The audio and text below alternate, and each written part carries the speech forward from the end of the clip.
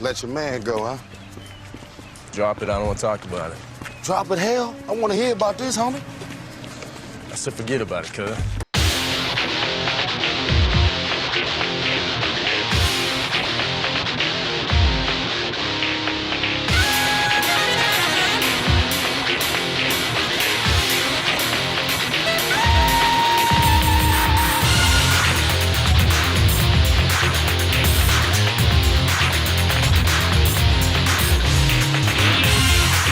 Hey, I'm ofmyseat here, back again with another brand new video. Over the past couple weeks, me and my family have watched every single film in the Fast and Furious saga. This has been a journey filled with thrills, cars, epic battles, and a hazy mix of diminishing returns. I wouldn't say any one of the 10 films released up to now are particularly great, but this franchise has left me with enough hype and intrigue to give me the strength to commit to my current mission, ranking all the Fast and Furious movies from its humble beginnings on June 22nd, 2001, all the way to its most current blockbuster on June 24th, 2021. This has been a 20-year odyssey of different genre trappings, stunts, plot twists, and has a tendency to all blend together by the end anyways. It won't be easy, but I plan on ranking these films by how much I enjoyed and remembered them. I'll have my reasons, but I would like to clarify that this is not an objective ranking. For the last thing I would want to do is anchor these postmodern pieces of action cinema to the land of objectivity. If you're of age, grab a Corona. If you're not of age, grab an orange juice and a Corona. Grill some meat, say grace. For now, I will rank the top 10 Fast and Furious films. I shall begin at number 10.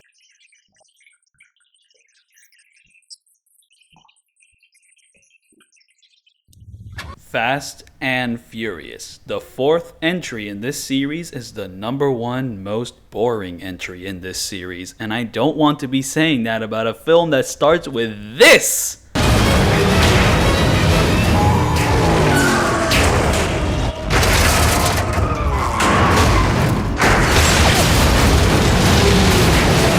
It's kinda all downhill from that. This is probably the one that takes itself the most seriously out of all the films in this series. It feels like it's trying to escape the more campy vibe of the previous films and embrace more modern tones. Well, modern for 2009, so you got harsh blue and orange color tones, shaky cam chase scenes, and what you end up with is the middle child between the Fast movies about cars and the Furious movies about punching people super hard. It takes the worst aspects from both sides, ending up with the least entertaining ride overall. A lot of slow, tedious scenes of serious emotional baggage, a good chunk of incomprehensible action, a lot of probably some of the worst lines in the series, and that's saying something in regards with this franchise specifically. Down here, gas is gold, Papa! Oh, hell no, man. What the fuck? The tone's obnoxious. It's trying to be really gritty, but it doesn't exactly work combined with its still juvenile humor, which just is not as funny this time around. Both sides clash and claw at each other, and it ends up not reaching the heights of its past or future. The only real draw is the return of Dominic Toretto after his absence from the last two movies, and I won't lie, there's a few good scenes here and there, mostly revolving around Brian and Toretto's friendship turned sour from the events of the previous films. But it doesn't save a mostly dull film for me. The low point of the series to this day for me. Moving on to number 9.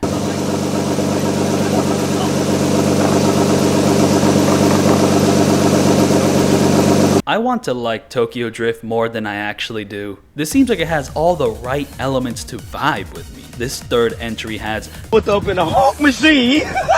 the sleazy red light districts, the drifts, and the Yakuza! So why is this the second worst? In a series filled with increasing insanity, Tokyo Drift outdoes everything in this franchise by telling me that this man is a high schooler.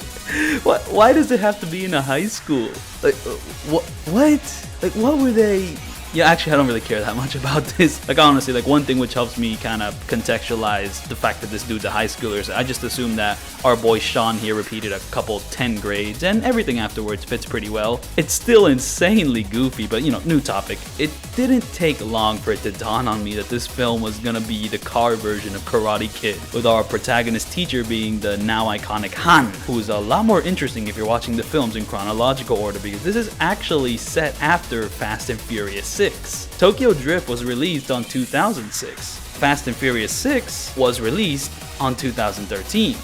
None of the other films screw around with non-linear order, but with this order in mind, it adds a potent tragedy to Han in Tokyo Drift that wasn't there before. Given the calamity of Han's journey in Fast and Furious 6, it turns what was one of the only cool characters in Tokyo Drift into this drifting soul, taking on a newbie student with who he finds a new spark in life, something he thought he would never find again. Every choice filled with a reckless abandon for life, but slowly through Sean's unwavering conviction, he slowly gains the confidence to follow life once again like he used to before, with his family.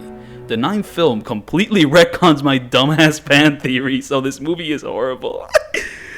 I haven't really given a good reason why this film is ranked so low. It mostly comes down to that this film is obscenely lame a lot of the time, and I don't know how to elaborate on that. Like, the love interest sucks, not a new flaw for this series, but this film probably has the worst rendition of the trope. The film's opening already kind of turned me off. Like, how is this dude gonna strut around in Japan when he doesn't know jack shit about drifting? It just makes the lead here look like the biggest dipshit around, though I will say, when discussing the film with one of my friends who's more informed about cars and the racing scene, they clarify that there is a difference between like the racing scene and like the drifting scene, so even if Sean was a good racer, he could still be completely ignorant on how to drift. That was quite informative, but Sean's still a massive dipshit.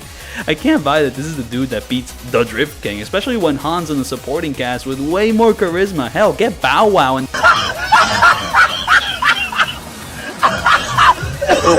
on the front lines, I'd probably enjoy it more. I don't know, the most enjoyment I get out of this film is just seeing how future entries justify its existence, and to my surprise, they certainly are doing more than I expected. It's a funny film in the grand scheme of things, but I'm not a big car guy, so despite how sick the drifts are, Initial D is still better.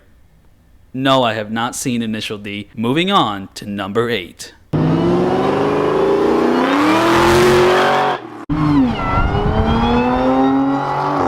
The 8th entry, ranked at number 8. Call that the fate of the Furious 8. This is where the wheels of the franchise are starting to rust a bit, and the film does try to spice things up with its main hook with Toretto playing the role of the villain this time around, but in practice, the dynamic with the main cast isn't as enjoyable this time around. Michelle Rodriguez gives the worst performance out of everyone in this film. Like, Letty does not have the screen presence to play the only straight man to everyone else's comic relief. On the flip side, Charlize Theron kills it as the villain. Her performance is immediately eye-catching, her presence is palpable. Shame that everything she says is some of the most annoying dumbass rhetoric in the franchise. I hate this trope in these big blockbuster movies, where some antagonists will say some of the most unhinged, crack-brained nonsense spoken on the silver screen, and the main lead will be left speechless with a look on their face like, damn, they're kinda right though. It ruins stuff like Captain America Civil War and Jurassic World 2 for me, and it kills Charlize Theron's performance for me. Though I don't know whether to hate or love this aspect, because like every scene with Cypher is insanely obnoxious, but also Cypher is the kind of chick that doesn't hesitate to kill babies, so it's probably pretty intentional for me to hate her. All things considered, an unhinged attitude doesn't always carry a negative connotation to it, for the action is sublime indeed. The increasing number of ways they have found to portray martial car combat has been the most enthralling element of these recent releases, and since nearly everyone can throw down in hand-to-hand and gunfight encounters now, we have a lot of sick stunts and a standout prison breakout fight. Now I just have to find a way to repeat what I just said for a majority of the upcoming films without actually repeating myself. On to number 7.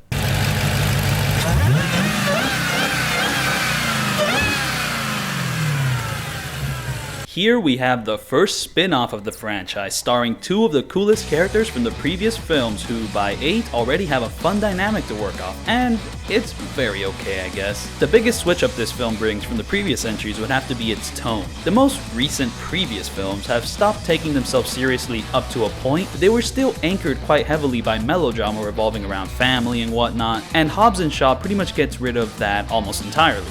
Like, there's still family drama in this one, but it is a far more self-aware film. It constantly calls attention to itself and how ridiculous everything is. And it also brings everything up to an even greater degree of looniness, all while winking at the audience the entire way through. From the surprise cameos, the post-credit jokes, and the general vibe throughout, this is really staging itself as just a fun, non-serious movie. And it does really give it a unique identity from the franchise, but it doesn't exactly appeal to me in the same way the others do. While the melodrama can drag the other films down a peg, When done right, they're the greatest unintentional source of comedy, and hell, sometimes the drama does pull me in a bit as well. This push towards more self-awareness a lot of the time gets annoying. The Rock's gimmick is a bit tired by now. The chemistry between Hobbs and Shaw is a bit forced. I don't know, some of this banter is try hard as well. And frankly, the film's too long and certain action scenes are dull when compared to others. I did mention others because there is a good chunk of hype-ass encounters and showdowns, and if you just want to see some dudes punch each other, there's some cool stuff here and there. But the comedy needs work, and also stop mentioning Game of Thrones, please! Shut up! Anyways, on to number 6.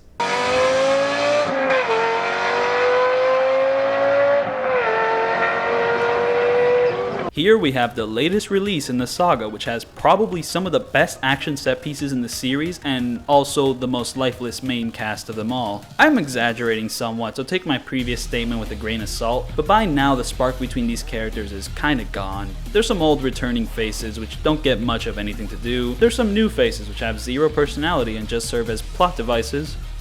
Okay, credit where credit is due. I talked shit on Michelle Rodriguez's acting chops before, and I will say she does a better job here. And Charlie Theron's character was enjoyable this time around. One, because she has less screen time. Two, they toned down the gaslighting and toned up the stupidity, leading to one of the most cringe-inducing jokes spoken out loud to an attentive theater audience. It was so horrible that it flipped back to being funny again, mostly due to the vivid horror and pain my compadre, who has suffered through this journey with me, expressed once it dawned on him what he has seen and heard presented on the big screen. Most of the film is like this for better or worse. This is easily the most insane title in this long-running series, though it is surprising that despite having the most absurd action scenes and the most out-of-left-field reveals, the one element which was above all as positively the most insane thing in this feature film is that this may be the least horny film in the franchise. I didn't notice this immediately after seeing the film, but after pondering over these rankings, I came to the realization that there were 0 close-ups of a chick's bare ass set to licensed music. At no point do 2 chicks make out with each other. The one time a chick stands between 2 cars and says, "Ready, set, go," she was wearing clothes. There was no point where the side characters talk about how hot their new team member is. No scene where that said team member walks towards them. Oh my God! Oh my God! No subplot where the main lead hooks up with the one new female lead. Like, what? Am I even watching the same franchise anymore? On a less extreme note, by this point in the timeline, this has pretty much turned into a Metal Gear Solid fanfiction. We got evil shadowy corporations, cyborg soldiers, ID tag weapons, needless titillation. The only thing we're missing now is some commentary on the war economy. We'll have the closest thing to an actual live-action Metal Gear Solid film. That is before the actual live-action Metal Gear Solid film comes out and ruins all discussions of the franchise. Looking forward to it. I'm not. Anyways, F9 jumped a shark, but like, it's pretty funny to see, yeah. Moving on to number 5.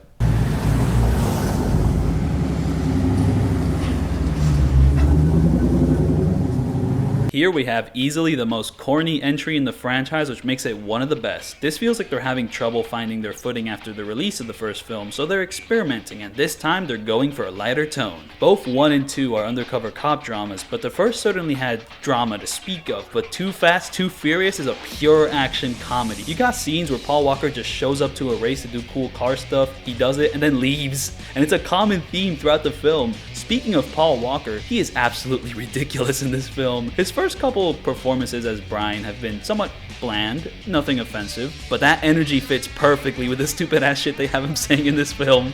And don't even get me started with the villain, like, wow! Wow! I am in shock over how they have the main bad guy torture a man by having a rat chew through his stomach, and Cole Hauser delivers this supposedly tense scene with the enthusiasm of a bored high schooler who picked a theater class to fill up his elective credits. You betray me, and my rat here is gonna visit your wife, Lynn. Yeah. Do you hear me? You understand me? Huh? You hear me? I'll burn them! All right, Dad, I'll burn them out. And the scene's even goofier because Brian and Roman are just there giving him the blankest of stares. Utterly ridiculous, and it's so funny. And on that note, I want to talk about the new star of the show, Tyrese Gibson as Roman Pierce. He is goofy. He gets a lot of corny lines, and he nails every single one of them perfectly. This is probably still my favorite rendition of Roman. And it's because he isn't constantly getting sidelined like he does in future entries. Here he has some agency, he can hold his own about as well as Brian does, and his one-liners here are still some of the best he's ever done. Like, he has this habit in his future appearances where a lot of his jokes just flop completely, intentionally or not. It is sad to see him go from this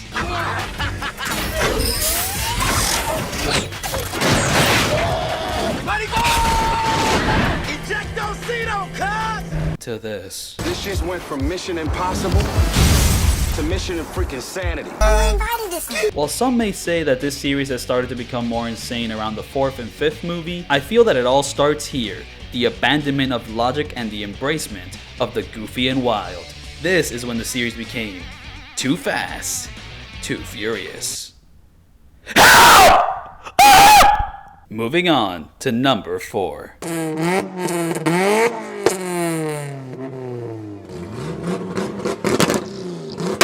The beginning of the entire series. And like I've mentioned before, this is a somewhat humble beginning compared to future entries. This film really does hunker down and try to make you care about the blooming friendship between Dom and Brian, and it is very camp. It's juvenile as hell, cliche to the max, stereotypes all around, but there's a charm in seeing these characters act like normal people compared to their superhero antics in future entries. And honestly, as a beginning to the franchise, future films have been very kind to the Fast and the Furious. You would be surprised by how much they call back to and pay off events from the first film, like they're still elaborating on events from here in the 9th film. Not particularly well, but it has given this entry a staying power unique to itself, and I'd say the climax was pretty cathartic for the kind of film that it is. I don't care much for cars, but this is still one of my favorites in the series, but I wouldn't say that's high praise, but if you're gonna go through these films, I wouldn't recommend skipping the genesis of the Furious. Moving on to number 3.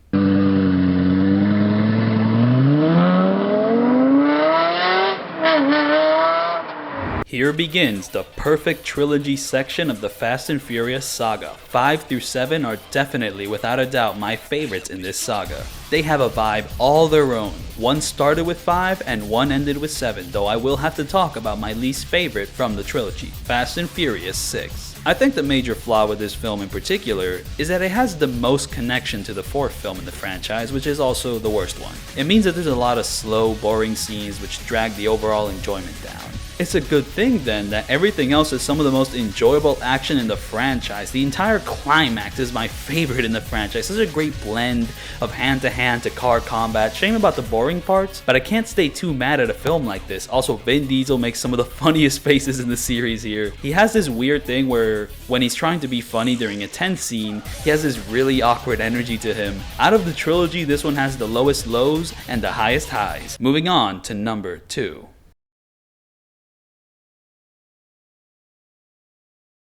I've mentioned before that with some of the newer films like with F9, there's this spark that has been lost, and that isn't just because of the character dynamics being out of whack, it isn't because of the new characters being lame or lacking charisma, it isn't something that I can criticize or try to offer a better way to handle it. From this film onwards, something truly dear to this series was taken away. On November 30th, 2013, Paul Walker passed away in a car accident. A man who has been there from the start and 100% of the way through is now never coming back. Beyond the films, the friendships Paul formed with his cast and crew, I believe, still remain strong to this day, and to pass at 40 is just unfair. From my end, marathoning these films, Brian and Toretto were this great foundation in a series that kept getting more insane with each entry. They were the rock that held together the increasing scale of the franchise, and now as I watch the future entries, I found myself missing that sturdy foundation. But to go back to 7, they weren't done filming when he passed away, so now, what do you do about that? Paul Walker still had more scenes to film. What exactly happens now? And beyond that, how are they going to handle his departure with future entries? The character of Brian has become an iconic staple of the franchise, but how does one bring his character arc to a satisfying conclusion? And that's the fiction. The reality is, how do you honor the legacy of Paul Walker within the constraints of this blockbuster franchise? The final result is one of the most sincere send-offs I've seen in a big budget film. It isn't so much an ending as this film leaves certain elements open to be explored later on, and in the current day they have definitely explored those things, but this is more a farewell to a grand era spanning over a decade of genres, action set pieces, and emotional character arcs. It won't ever be the same, but you'll always be with this series through one path or another. I would like to clarify that the film in question really isn't about anything I've said until the final 5 minutes. That final scene and the terrible tragedy surrounding the production is why I've talked at length about it. But now I would like to talk about the most consistently entertaining film in the franchise. While I don't think any singular set piece outdoes some of the stuff in the previous and future films, the pacing here is the star of the show. Very little low points and consistent highs all throughout. You gotta love the opening, how it immediately establishes the main threat with such a badass action set piece. Deckard Shaw is such a dope antagonist, and I love the way he keeps popping up out of nowhere in all the action scenes, like he's Dom's rival in a hack and slash game. There's a few worrying elements in this film, like characters showing up randomly, while the future films would suffer heavily from that. I think it works pretty well here. The hacker's cool because it's nice to see a character in this driving series who can't drive for shit. And Mr. Nobody's such a camp character, and this film just oozes with trashy camp vibes. Like when they shoved a whole bucket of Corona in front of the camera and adopted Geico commercial lighting, I was ready for what was to come by that point. The only drawback would be the villain. Like, the rival villain's cool, but the actual main villain feels like a massive afterthought, sadly. Overall, this is one of, if not, the best film in the series. James Wan pulled through with this one, though he also made Aquaman, which sucks. But I can look past that because the director of the first Furious film, Rob Cohen, made the third Mummy movie, which was fucking horrible. So overall, James gets the dub. Moving on to number 1.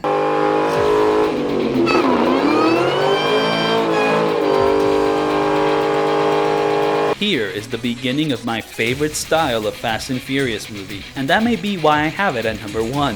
This film was the genesis for some of the more iconic aspects which still get memed to this day. The Avengers style team up the family, but here I think it's the coolest rendition of these tropes because here is Fast 5, pulling a good chunk of memorable side and main characters from the previous films to form one big super team of personalities. Like, what? Before then, you couldn't have Dom and Roman be in the same room, but here they are, ready to kick it with the best of them. And the new additions are superb. Yes, I'm talking about Dwayne "The Rock" Johnson. There's few figures in this series that can match Vin Diesel's unique screen presence, and The Rock is the perfect shock to the system for this series. These days, his inclusion has gotten somewhat annoying, but he works so well here. Fast 5 also holds my favorite setting in the series, and who doesn't love a good old heist film? This film is tropey, cliche, filled with stereotypes and a load of dumbass shit, but I'm on the edge of my seat all the same. I'll see you all then.